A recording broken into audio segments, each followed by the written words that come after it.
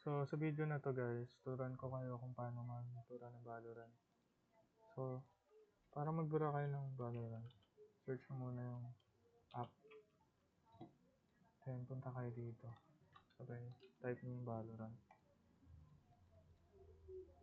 Pero, bawal yan, bawal. Kasi, yung Riot, nakarun pa siya. So, ikaw, hanapin mo yung Riot sa task manager. So, pinuntas mo lang siya. Then, bago mo pala burahin yung Valorant, kailangan mo na burahin yung Riot. Yan. Pag nabura mo na yung Riot, use mo lang yan. Pero, sasabihin niya, bawal. Kasi, kailangan mo na burahin yung Valorant.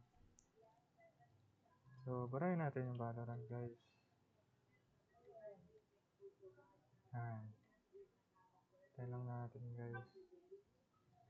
Sunod nan, try natin yung Riot. Para di na talaga natin ma-install ulit.